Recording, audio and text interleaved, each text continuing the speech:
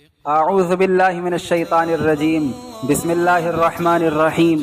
حضور پاک محمد مصطفیٰ صلی اللہ علیہ وسلم نے فرمایا کہ ہر مخلوق کا دل ہوتا ہے، ہر مخلوق کا دل ہوتا ہے، اور قرآن پاک کا دل سورہ یاسین ہے۔ قرآن پاک کا دل سورہ یاسین ہے، جو کہ 22ویں پارے میں شروع ہوتی ہے، 23ویں پارے میں ختم ہے جا کر، ٹھیک ہے نا۔ یہ تقریباً پاؤ پارے کی صورت ہے۔ قرآن کا دل ہے، یعنی یہ قرآن پاک کا سینٹرل پارٹ ہے، جو قرآن پاک کا جس کو پورے قرآن پاک کا جس کو خلاصہ پڑھنا ہو وہ صرف سورہ یاسین کو پڑھ لے، اس کا ترجمہ پڑھ لے، سمجھ لے، تو ایسا ہے کہ اس نے پورا قرآن پاک پڑھ لیا ہو۔ یہ فرماتے ہیں کہ ایک بار سورہ یاسین پڑھنے پر 10 مرتبہ قرآن پاک پڑھنے کا ثواب ملے گا۔ ایک بار سورہ یاسین پڑھنے پر 10 بار قرآن پاک پڑھنے کا ثواب ملے گا۔ اور یہ فرماتے ہیں کہ جو روزانہ صبح صبح فجر کے بعد سورہ یاسین کی تلاوت کرے گا، اللہ پاک اس کے دن بھر کے کاموں کے لیے کافی ہو جائیں گے۔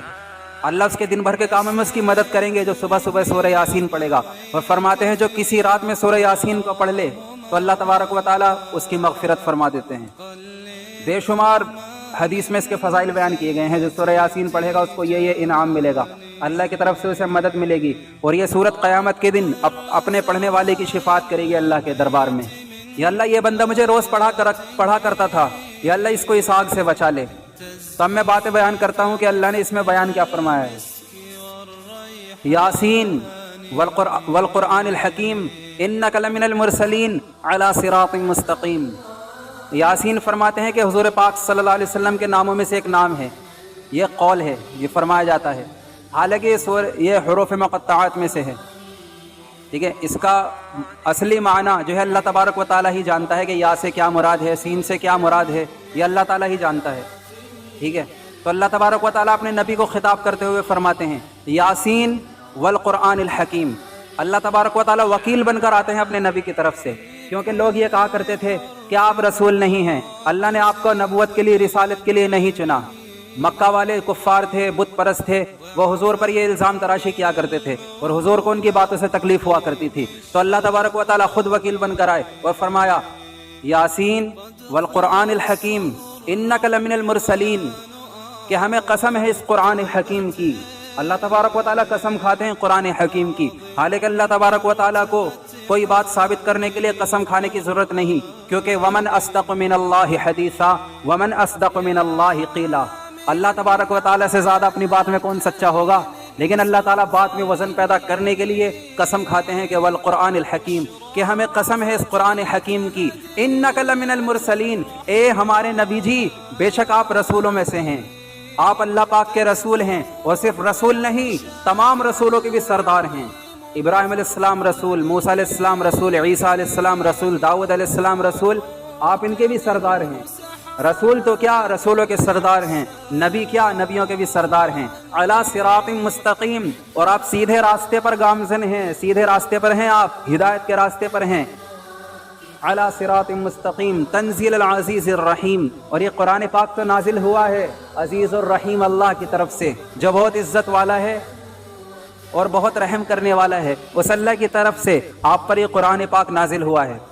پھر اللہ تبارک و تعالیٰ نے پھر ایک قوم کا واقعہ اس میں بیان فرمایا کہ وَضْرِبْ لَهُمْ مَثْلًا أَصْحَابَ الْقَرْيَةِ إِذْ جَاءَهَا الْمُرْسَلُونَ۔ اے نبی جی ان کو ذرا ایک بستی والوں کا واقعہ بھی بیان فرما دیجئے کہ جن کی طرف ہم نے 2 رسول بنا کر بھیجے تھے، لیکن ان بستی والوں نے وہ ایسے ظالم لوگ تھے اور ایسے کپٹی لوگ تھے اور ایسے نافرمان لوگ تھے کہ انہوں نے ان دونوں رسولوں کو جھٹلا دیا، ان کا انکار کر دیا۔ تو اللہ تبارک و تعالیٰ نے اپنے تیسرے ایک اور نبی کو وہاں پر بھیجا، تو اللہ پاک نے اس قوم میں 3 نبی بھیجے، 3 نبی، لیکن ان ظالموں نے تینوں نبیوں کا انکار کر دیا، اور کیا کہا، ما انزل الرحمن من شیء ان انتم الا تکذبون۔ وہ فرمانے لگے کہ اللہ تبارک و تعالیٰ نے، کہ جو مالک ہے نا اس کائنات کا، اس نے تم پر کوئی چیز نازل نہیں کی، تم تو ایسی ہمارے پاس یہ باتیں بنا کر لاتے ہو۔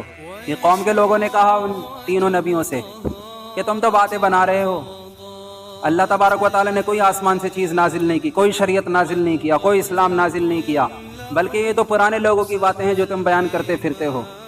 تو کہنے لگے انا الیکم مرسلون، کہ ہم تو تمہاری طرف رسول بنا کر بھیجے گئے ہیں، اور ہم پر تو صرف صاف پیغام سنانا ہم پر لازم ہے۔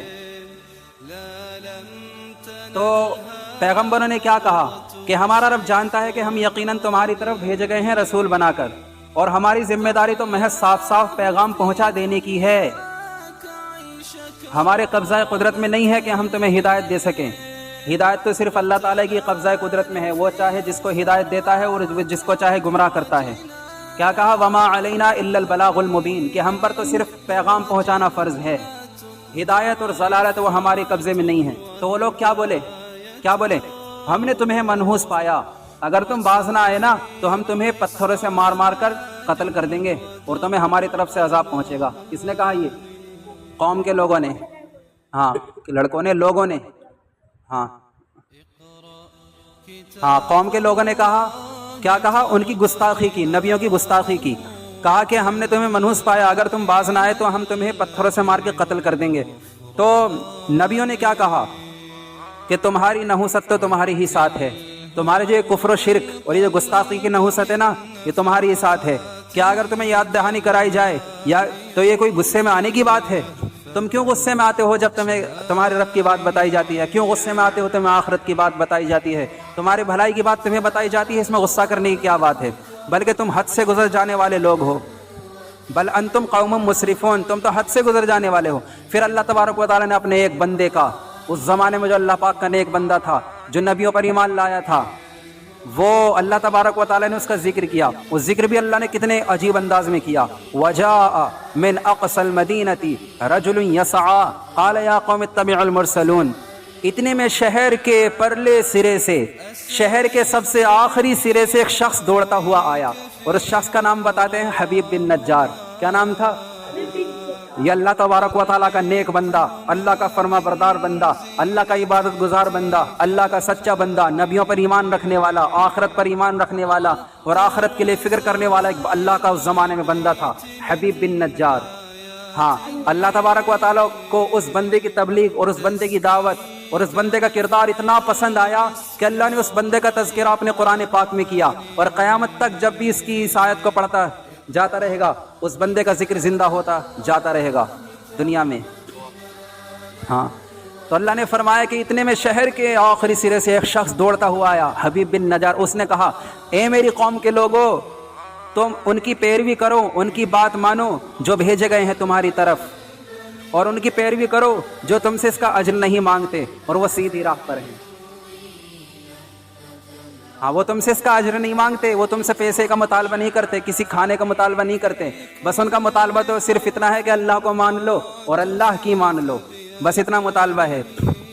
اور وہ کہنے لگا، اور میں کیوں نہ اس کی بندگی کروں جس نے مجھے پیدا کیا، وَمَا لِيَ لَا أَعْبُدُ الَّذِي فَطَرَنِي وَإِلَيْهِ تُرْجَعُونَ، میں اس کی عبادت کیوں نہ کروں جس نے مجھے پیدا کیا اور اسی کی طرف تم سب کو لوٹ کر جانا ہے۔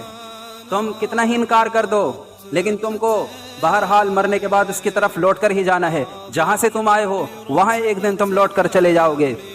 کہنے لگا، کیا میں اسے چھوڑ کر دوسرے معبود بناؤں؟ اگر اللہ مجھے کوئی تکلیف پہنچانی چاہے تو ان کی سفارش میرے کچھ کام نہیں آنے کی۔ کن کی؟ جن کو تم اللہ تبارک و تعالیٰ کے سوا معبود مان کر بیٹھے ہو، ان کی شفاعت مجھے کچھ کام نہیں آنے کی اگر اللہ مجھے تکلیف پہنچانے پر آ جائے، اور نہ ہی مجھے چھڑا سکتے ہیں۔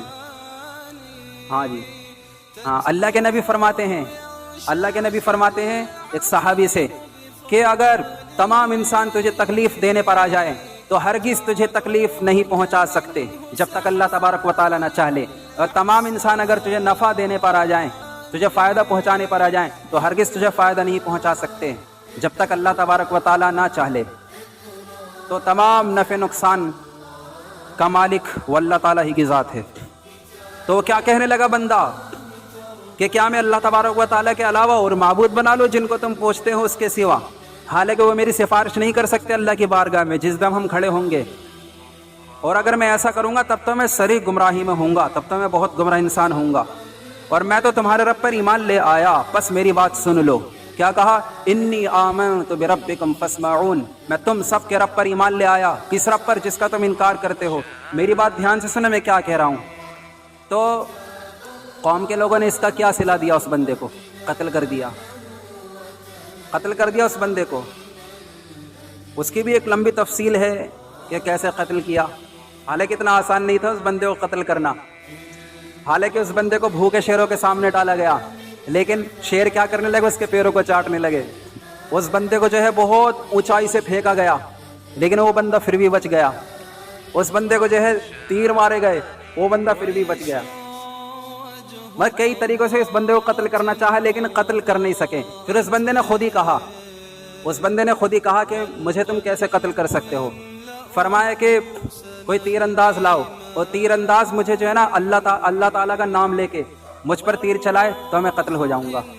تو ایسا ہی کیا گیا. لیکن اس نے یہ کہا کہ میری شرط یہ ہے کہ تمام لوگوں کے سامنے یہ واقعہ ہوگا. تو تمام لوگوں کا مجمع جمع ہوا اور اس بندے کو سامنے کھڑا کیا گیا. ایک تیر انداز آیا, اس نے کہا اللہ کا, اس نے نام لیا, یہ تیر چلایا تو تیر اس کے دل کے پار ہو گیا, وہیں اس کی موت ہو گئی. تو اس منظر کو دیکھتے ہوئے تمام لوگ جو ہے کلمہ پڑھ گئے, رب پر ایمان لے آئے, رسولوں پر ایمان لے آئے. وعلیکم السلام. تو یہ منظر دیکھ کر ایمان لے آئے. اصل میں اس کا مقصد کیا تھا؟ اللہ تعالیٰ کے پیغام کو لوگوں میں عام کرنا, لوگوں کو اللہ کا نام لیوا بنانا. یہ اس بندے کا مقصد تھا. تو جب اس کو قتل کیا گیا نا, تو اس نے کیا کہا, اس کی روح نے کیا کہا؟ اس نے تو نہیں کہا, اس کی روح نے. جیسے اس کو قتل کیا تو اللہ تبارک و تعالیٰ نے اس کے لیے جنت کے دروازے کھول دیے. اللہ تعالیٰ نے اس کے لیے جنت کے دروازے کھول دیے. وہ جنت کے نظارے کرنے لگا. کیا کہنے لگا؟ اللہ نے کہا قیل ادخل الجنہ, جا جنت میں تجھے داخل کر دیا گیا. پھر وہ کہنے لگا قال یا لیت قومی یعلمون, کاش کہ میری قوم جانتی, کاش کہ میری قوم جانتی کہ اللہ نے میرے ساتھ کیسا انجام کیا. بما غفر لی ربی وجعلنی من المکرمین, میرے رب نے مجھے معاف کر دیا, میرے تمام گناہوں کو معاف کر دیا, اور مجھے عزت والوں میں سے اللہ نے کر دیا. اللہ نے میرا جنت میں انعام و اکرام کیا. جنت میں کیسا انعام و اکرام ہوگا؟ جب جنتی بندے جنت میں داخل ہوں گے تو تمام چاروں طرف سے سلام کی صدائیں آئیں گی. الا قیلا سلاما سلاما سلاما سلاما لا يسمعون فيها لغوا لا يسمعون فيها لغوا ولا تأثیما الا قیلا سلاما سلاما. وہاں ہر طرف سے سلاما سلاما کی صدائیں آئیں گی. تو جب کسی کو کوئی ایک بندہ سلام کرے تو خوشی ہوتی ہے نا. جب بہت سارے جنت کے فرشتے, جنت کے غلمان, جنت کے خدام, جنت کے خوبصورت لڑکے جب سلام کریں گے تو کتنا خوش ہوگا. پھر فرشتے سلام کریں گے, سلام علیکم بما صبرتم فنعم عقبی الدار. کہ فرشتوں کا سلام ہے یہ جو قرآن میں ہے, سلام علیکم بما صبرتم, اے اللہ کے بندو, رحمان کے بندو, تم پر سلام ہے. کیوں سلام؟ بما صبرتم, جو دنیا میں تم نے صبر کی زندگی گزاری, شکر کی زندگی گزاری, اس پر اللہ نے آج ہمیں یہ حکم دیا ہے میرے بندوں کو سلام کرو. چلو جنت کے غلام سلام کر رہے ہیں, پھر جنت کے فرشتے سلام کر رہے ہیں. پھر سورہ یاسین میں ہی ہے, سورہ یاسین میں ہی آگے ہے سلام قولا من رب الرحیم. کیا سمجھ میں آیا؟ اس سے کیا سمجھ میں آیا؟ سلام قولا من رب الرحیم. پھر سلام کہا جائے گا من رب الرحیم, رحیم رب کی طرف سے, رحم کرنے والے رب کی طرف سے جنتی لوگوں کو سلام کہا جائے گا. یہ ہے اصل عزت, یہ ہے اصل عزت جس کی وہ بندہ بات کر رہا ہے. بما غفر لی ربی وجعلنی من المکرمین, کہ اللہ نے میرے گناہوں کو بخش دیا اور مجھے اللہ نے عزت والوں میں شامل کر دیا. تو اگر عزت پانی ہے تو جنت کے راستے پر چلو, اور اگر ذلت پانی ہے تو جہنم کے راستے پر چل نکلو. پھر اللہ نے کہا کہ اس کے بعد جب یہ واقعہ ہوا تو ہم نے ان کی قوم پر آسمان سے کوئی لشکر نازل نہیں کیا انہیں عذاب دینے کے لیے, اور نہ ہی ہم لشکر نازل کرنے والے تھے, بلکہ ہم نے تو صرف آسمان سے ایک چیخ بھیجی ایک فرشتے کی. وہ فرشتے کی چیخ ایسی تھی, اس چیخ سے قوم کے سارے لوگ ہلاک و برباد ہو گئے اور بجھ کر رہ گئے وہ سارے. ان کانت الا صیحۃ واحدۃ فاذا هم خامدون, وہ تو بس ایک بہت سخت چیخ تھی اور وہ سارے کے سارے یکایک بجھ کر رہ گئے. جیسے جل کر بجھ جاتے ہیں ایسے وہ سارے بجھ کر رہ گئے. اللہ تبارک و تعالیٰ نے آسمان سے ان پر یہ عذاب نازل کیا. اور کیا انہوں نے نہیں دیکھا کہ ہم نے ان سے پہلے کتنی ہی نسلوں کو ہلاک و برباد کر دیا؟ خیرت سے حضرت.